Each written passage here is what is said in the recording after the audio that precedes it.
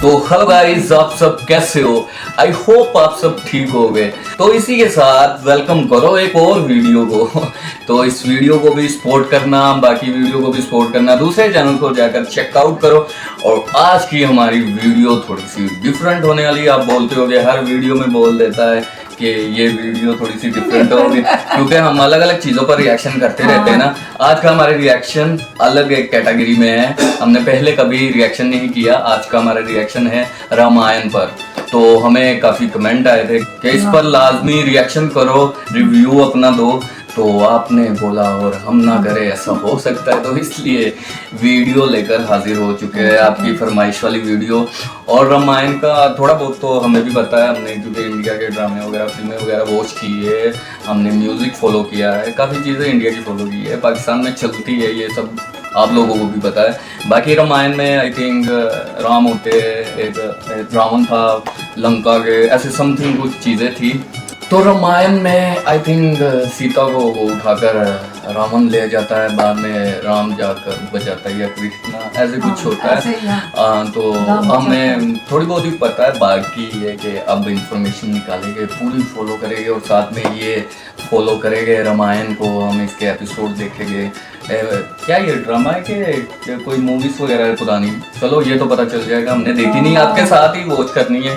तो बातें बहुत होगी, अब पहले देखते फिर करेंगे बातें, रिएक्शन देंगे और बड़ी होगी आपकी आवारागर्दी। और अब वीडियो को पूरा देखना है, ठीक है? क्या करना है? वीडियो को पूरा देखना है। तो आधे तो सुनकर इग्नोर कर देंगे। तो फिर आपको सब्सक्राइब भी करना पड़ेगा और साथ ही उसके लाइक का बटन है, लाइक भी कर लो। और इसी के साथ अब करते हैं वीडियो शुरू। कि हमारे आराध्य भगवान शिव के धनुष को तोड़ने का दुस्साहस किसने किया है? बता, किसकी मृत्यु हमें यहाँ लेकर आई है? एक धनुष टूट गया तो उसमें इतना क्रोध करने की क्या बात है? राजा के छोकरे, तनिक होश में बात ये कर। काफी पुराना मुझे लगा। आपको धनुष और धनुष में फर्क दिखता है? नहीं, मूवी वगैरह हम तो ये छत्तीस ड्रामा हैं। तो धनुष बाण से खेलना हमारा नित्य कर्म है। हमारे लिए तो सब धनुष एक समान बहुत है। पुराना है। मैंने तो तुझे बालक समझकर अब तक जीवित छोड़ रखा। क्रोध त्याग दीजिए मुनिवर, बहुत धमका लिया आपने। आप बार बार मुझे डरा रहे हैं तो ऐसा लगता है जैसे एक बालक फूंक मारकर पर्वत उड़ाने की कोशिश कर रहा हो।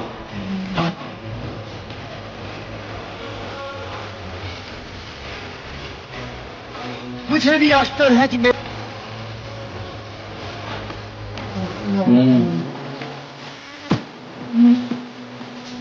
कि तुम अपने राम के लिए क्या दे सकते हो। मेरे जैसे एक राक्षस जाति के तुच्छ जीव के लिए अपने प्राण संकट में डाल दिए। अपना धर्म बातें हम सीरियस सीखने लगे। हनुमान जी, हाँ, रावण के पैर भी डगमगा दिए।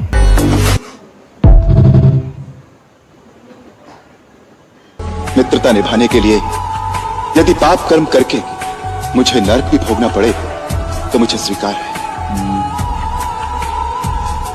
यही मित्रता का आदर्श है और यही मेरी शपथ है। हमारे परम मित्र महाराज दशरथ ने बिना अपराध ही तुम्हें वनवास कैसे दे दिया? नहीं, वो ये तो पंडित। आप तो त्रिकालदर्शी हैं, सर्वज्ञ हैं। आप तो जानते ही हैं कि पिताश्री ने मुझे वनवास देकर मुझ पर इतना उपकार किया है कि मैं आप जैसे पुण्य तीर्थ महात्मा के दर्शन कर सका। हे पुरुषोत्तम, अपनी मर्यादा के अनुकूल ही निर्विकार भाव है तुम में। बिना किसी अपराध के निर्वासित होकर तुम वनवास के दुख भोगोगी, ये बात सोचकर हमारा हृदय अत्यंत व्यथित हो रहा है।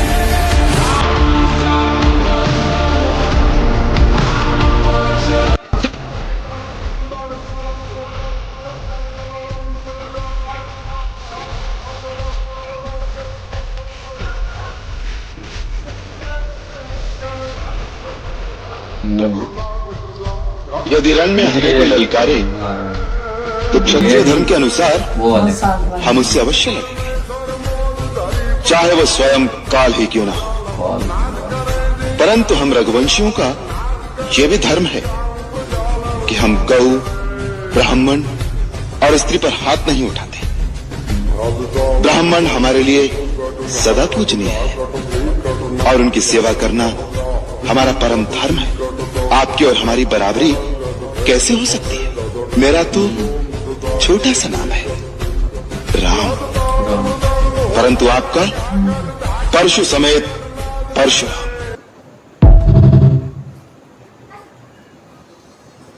मैं आप सबके सामने प्रतिज्ञा करके कहता हूं कि आज संग्राम में देवता, किन्नर, गंधर्व, सिद्ध और चारणों सहित तीनों लोकों के प्राणी राम का रामत्व देखेंगे। आज मैं वो पराक्रम दिखाऊंगा कि जब तक कि पृथ्वी रहेगी, इस चराचर जगत के समस्त जीव और देवता भी उसकी चर्चा करेंगे। संसार में बहुत सी अनहोनी बातें ऐसी होती हैं जो मनुष्य की समझ में नहीं आती। अकस्मात एक दिन कोई भूकंप आता है जो मनुष्य के जीवन को उथल पुथल कर देता है।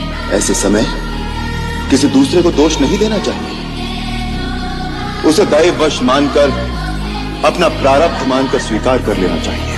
आज जो हो रहा है वो होनी करा रही है, तो जो कुछ होता है भले के लिए ही होता है, ऐसा मानकर सुख दुख को भोगना चाहिए। विधाता दुख शिक्षा के लिए देता है और सुख मानवता की परीक्षा के लिए। आजकल की जनरेशन देखती ही है, ऐसी चीज़ों से नॉलेज जो बताया और अपने रिलीजन्स का भी पता चलता है। देखनी चाहिए डॉक्यूमेंट्री जो बनी है, लाइक जैसे कि ड्रामों में या मूवीज में दिखाते हैं।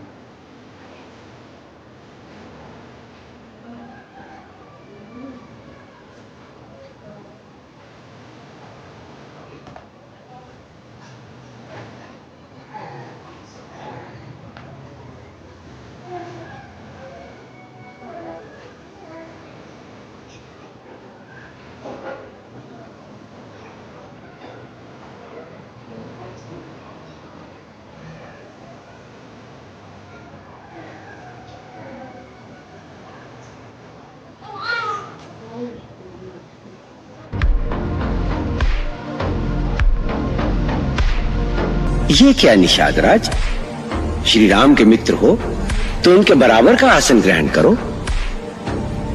नहीं नहीं मुनिवर, हम तो नीच जात के हैं, बहुत छोटे आदमी हैं।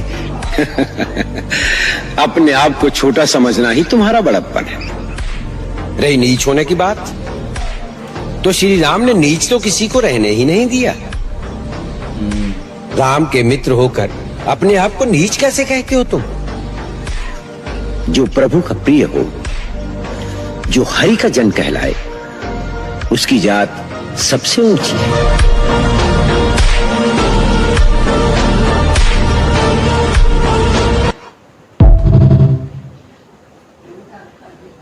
अनंत काल तक तीनों लोक में जब भी कोई प्राणी धर्म की बात कहेगा तो धर्म का प्रमाण देने के लिए केवल एक ही नाम लिया जाएगा, वो होगा मेरे भरत का।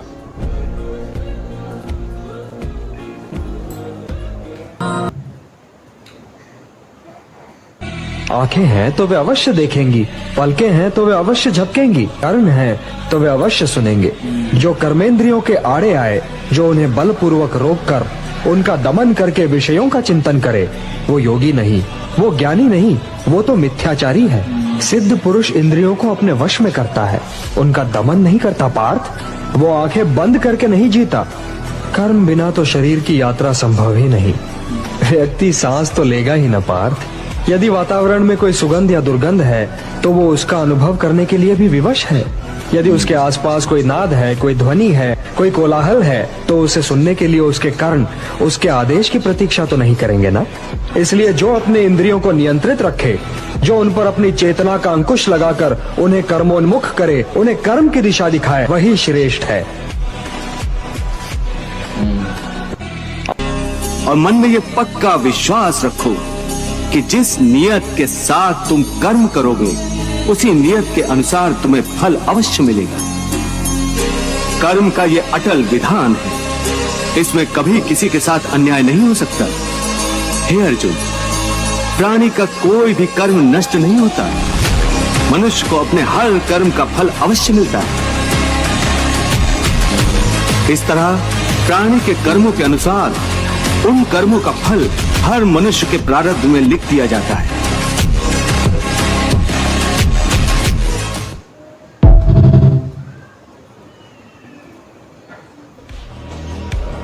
क्षमा प्रभु, क्षमा। हे विश्वमूर्ति, हे अनंत, हे नारायण, हे दया सागर, जैसे मित्र मित्र को, पिता पुत्र को और भगवान अपने भक्त को क्षमा करते हैं प्रभु, वैसे ही आप मुझे क्षमा कीजिए प्रभु, आप मुझे क्षमा कीजिए।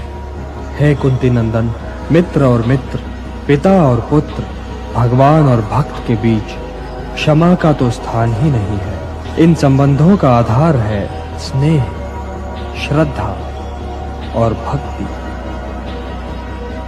मय्या वेश्य मनो ये माम नित्य युक्ता उपासते श्रद्धया परयोपेताः ते मे युक्ततमा मताः। जो मेरा भक्त है, जो मुझी में ध्यान भी लगाता है और मन भी, जो सदैव मुझी में लीन रहता है और जो पूरी श्रद्धा के साथ मेरी उपासना करता है, वही उत्तम योगी है। यार वीडियो बहुत बहुत स्पेशल थी और हम इस पर ना रिएक्शन दे सकते ना रिव्यू दे सकते, क्योंकि हम इससे काबिल नहीं है, क्योंकि ये बहुत एक स्पेशल चीज़ है रामायण। और ये कि देखनी चाहिए, रिलीजन्स के बारे में पता चलता है। आजकल की जनरेशन को इतना पता नहीं है कि क्या उनके रिलीजन्स में क्या क्या हुआ है, क्या क्या इन्फॉर्मेशन है। तो इसलिए जो डॉक्यूमेंट्री होती है एज अ ड्रामा या एज अ मूवी में दिखाते हैं रिलीजन्स के रिलेटेड, तो फॉलो करनी चाहिए। ये कि नॉलेज ही बढ़ता है। और ये कि रामायण, इसमें बहुत डीप बातें थी और बहुत सी बातें हैं जो सीखने वाली थी। तो मैं तो सजेस्ट आपको करूँगा कि डेफिनेटली आपको देखनी चाहिए सबको, और हम भी ऐसे ही रिएक्शन करते रहेंगे और वॉच करते रहेंगे। हम दोबारा भी रिएक्शन करेंगे। आप खूब सारे कमेंट करना, और ये है कि आपको वीडियो अच्छी लगी है तो दूसरा पार्ट भी जरूर देखेंगे। बिल्कुल। और अगर आपको वीडियो अच्छी लगी है तो लाइक करो, सब्सक्राइब करो, don't forget channel, press the bell icon. खुदा